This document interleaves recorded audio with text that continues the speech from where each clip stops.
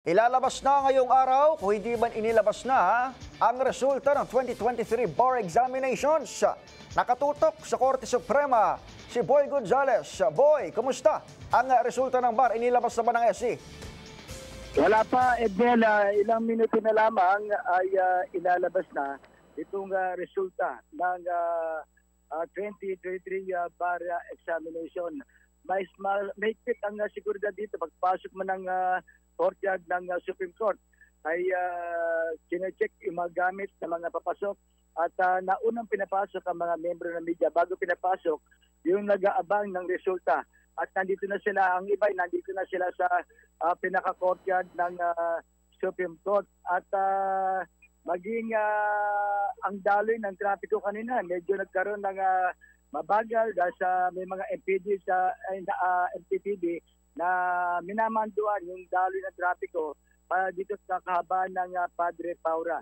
Ayon dito kay sa Manila sa Supreme Court Public Information Office, pagkatapos na ilabas yung resulta ng top 10 ay at saka pa lamang lalabas na yung sa pinaka-screen ng LED yung resulta ng buong mga nakapasa sa nakalipas na 2023 bar exam.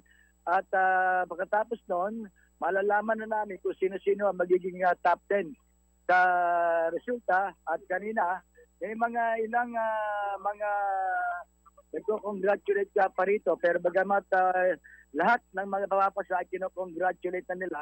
At may mga isa pang mga nag-aabang dito, Edniel, ay isa sa pinakamatanda na nag-take ng bar exam ay at 78 years old. Wow! 78 years old UL. Ang nag-take ng exam si Arthur Elises, taga Daet, Camarines Norte. Sa ngayon, nandun siya sa Daet, Camarines Norte, pero yung kanyang kapatid na si Hill Elises ay nag-aabang na rito sa mismong courtyard ng Supreme Court para malaman kung nakapasa nga yung kanyang Boy, kapatid.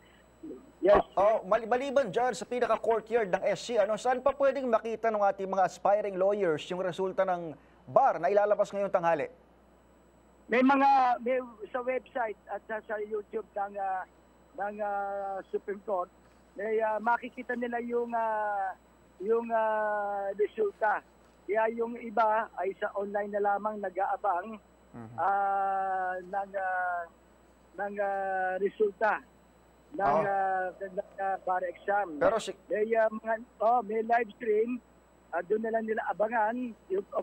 Kaya nga naglabas nga ang Supreme Court ng pinaka-official na QR code para sa live stream ng mga mag-aabang naman ng resulta ng 2023 bar exam. Pero sigurado, Boy, talagang dyan sa area mo, pamilya, tropa-tropa yung naghihintay. Kamusta ang pakiramdam, yung atmosphere dyan, Boy, sa SC? Nakikita ko yung iba rito, siyempre, alam mo, lalo na yung magulang na inaabangan yung resulta ng exam ng kanyang anak. Siyempre, nawawala ang signal ni Boy Gonzales. Anyway, babalikan natin yan maya-maya lamang sa resulta na ho ng bar at narinig nyo, mayroon na hong mga nagtungo doon sa pinakabakuran ng Supreme Court para antayin yung resulta habang pwede namang abangan live stream. Maraming salamat, RH29, Boy Gonzales.